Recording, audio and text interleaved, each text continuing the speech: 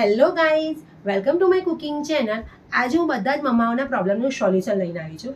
આપણા બચ્ચાઓ વારે વારે પિઝાની ડિમાન્ડ કરતા હોય છે, તો આપણે બહારથી જે પિઝાનો બેઝ લઈને આવીએ છીએ અને તેની ઉપર આપણે પિઝા બનાવીને ખવડાવીએ છીએ, પાછી એની ઉપર ચીઝ પણ લગાવીને ખવડાવીએ છીએ, એ અનહેલ્ધી થઈ જાય છે. તો આજે હું તમને ઘઉંના લોટમાંથી પિઝાનો બેઝ કેવી રીતે બનાવીશું તે પણ શીખવાડીશ.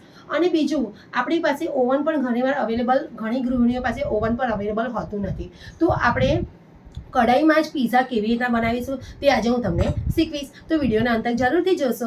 પિઝા બનાવવા માટે સૌપ્રથમ આપણે એક મિક્સિંગ બાઉલ લઈશું. તેમાં આપણે આ વાડકીના મેઝરમેન્ટથી આપણે 1.5 વાડકી ઘઉંનો લોટ લઈશું. તમે તમારા કિચનના કોઈ પણ વાડકીના મેઝરમેન્ટથી તમે ઘઉંનો લોટ લઈ શકો છો. અહીં મેં 1.5 વાડકી ઘઉંનો લોટ લીધો છે. હવે તેમાં આપણે 1 ચમચી શુગર એડ કરીશું.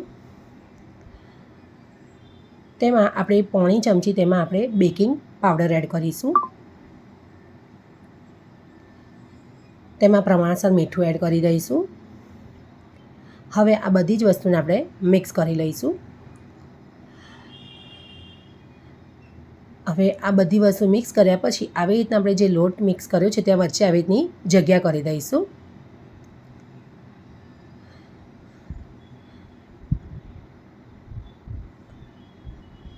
હવે તેમાં આપણે 2 ચમચી દહીં એડ કરીશું.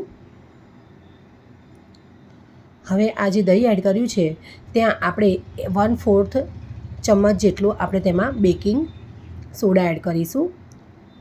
દહીંની ઉપર જ આપણે બેકિંગ સોડાને એડ કરી દઈશું અને આ બંને જ વસ્તુને આપણે ચમચીની મદદથી મિક્સ કરી દઈશું. લોટને નથી મિક્સ કરવાનો, દહીં અને સોડાને જ મિક્સ કરવાનો છે. તેને આપણે 40થી 45 સેકન્ડ સુધી મિક્સ થવા દઈશું. આ એક પ્રોસેસ થવાથી આપણો જે બેઝ બનશે પિઝાનો, એકદમ એનું ટેક્સચર એકદમ સરસ આવશે અને બહાર જેવો જ પિઝા લાગશે. તમે જોઈ શકો છો કે દહીં અને સોડા મિક્સ થવાથી તે ફૂલવા માંડ્યું છે. આવી રીતે 45 સેકન્ડ થવા દઈશું. પછી તેમાં આપણે 1 ચમચી ઓઇલ એડ કરીશું અને આ બધી જ વસ્તુને આપણે મિક્સ કરી લઈશું.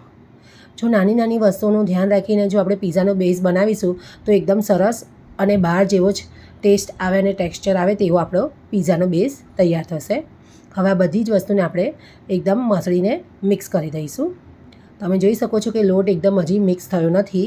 હવે તેમાં આપણે થોડું થોડું પાણી એડ કરતા જઈશું અને લોટને તૈયાર કરીશું.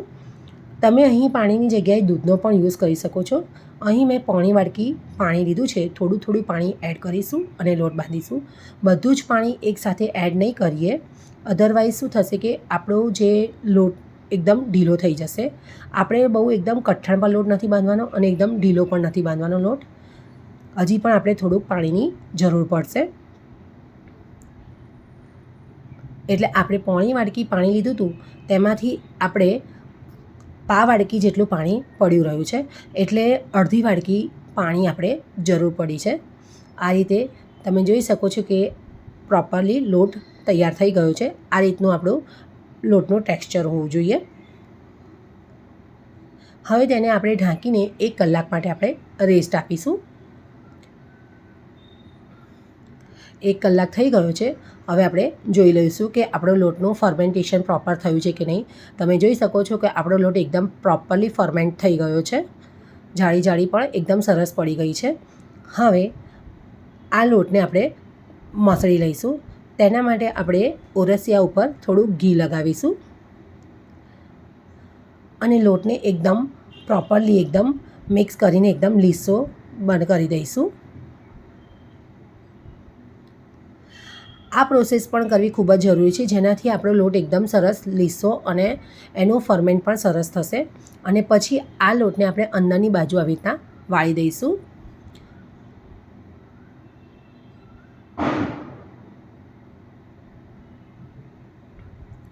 હવે આ લોટમાંથી આપણે એક સરખા 2 ભાગ પાડીને લોહિયા બનાવીશું.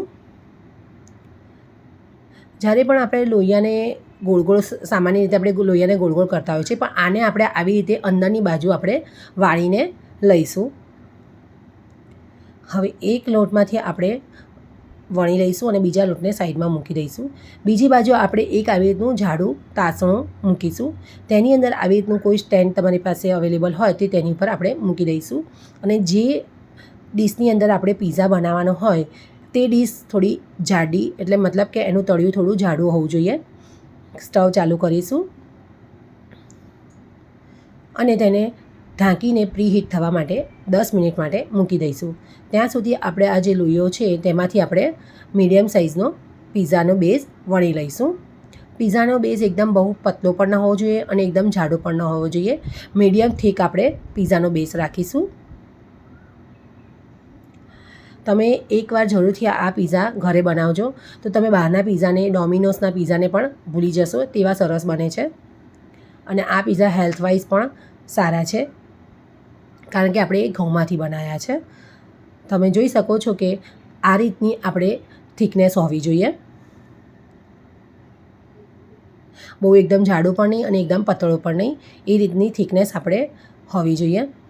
હવે આપણે જે પ્લેટમાં પીઝા બનાવવાનું છે તે પ્લેટને આપણે પ્રોપરલી ઘીથી ગ્રીસ કરી લઈશું.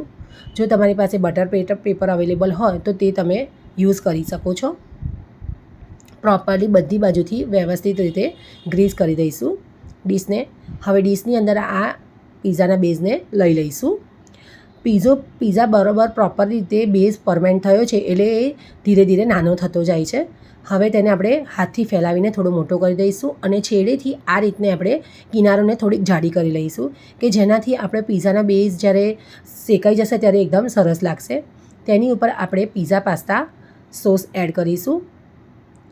તમે અહીં હું ફોકથી કાણા પાડવાના રહી ગયા હતા, તમે એ જરૂરથી પાડજો.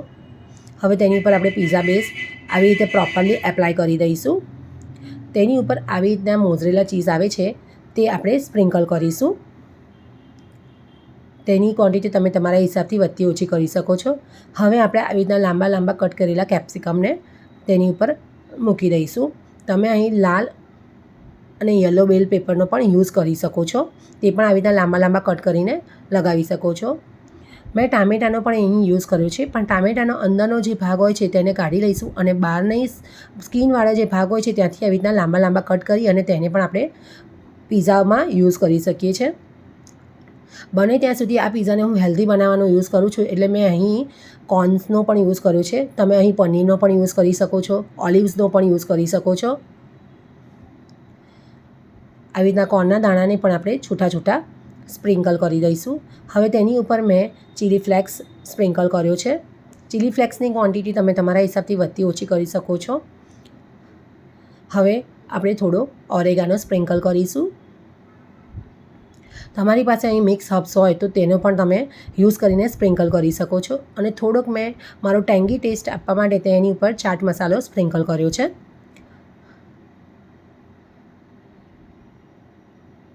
આવી રીતે આપણે પીઝા બેઝને તૈયાર કરી દઈશું. હવે તેની ઉપર ફરીથી મેં મોઝરેલા ચીઝનો યુઝ કર્યો છે અને તેને સ્પ્રિંકલ કરી છે. અહીં તમે થોડો વધારે ક્વોન્ટિટીમાં પણ મોઝરેલા ચીઝનો યુઝ કરી શકો છો. છેડેની બાજુએ જ્યાં આપણે કોરોને થોડી જાડી કરી હતી તે બાજુ આપણે થોડું ઘી લગાવી દઈશું, જેનાથી એકદમ એનું ટેક્સચર સરસ આવશે.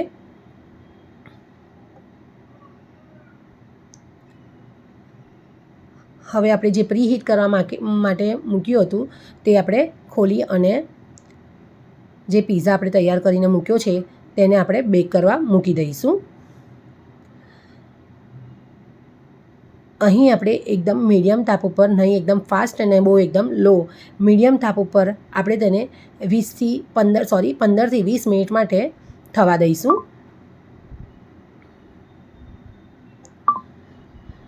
જો તમને મારી રેસીપી સારી લાગે તો તમે તમારા ફ્રેન્ડ્સ અને ફેમિલી સાથે જરૂરથી શેર કરજો. 15થી 20 મિનિટ થઈ ગઈ છે. આપણો પીઝા એકદમ સરસ તૈયાર થઈ ગયો છે.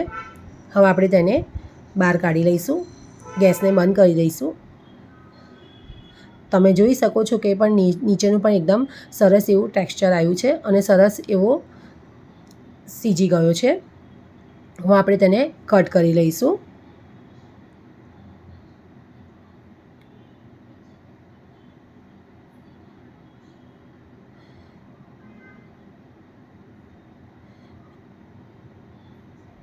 તમે એકવાર આ વ્હીટ ફ્લાવરનો પીઝા બનાવીને તમારા કિડ્સને ખવડાવશો તો તેઓ ક્યારેય પણ બહારનો પીઝા નહીં માંગે.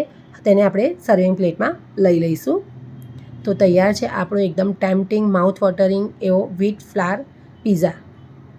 જો તમને મારી રેસીપી ગમે તો લાઇક એન્ડ શેર જરૂરથી કરજો અને મારી યુટ્યુબ ચેનલ કુક વિથ એકતાને સબસ્ક્રાઈબ જરૂરથી કરજો. Thanks for watching.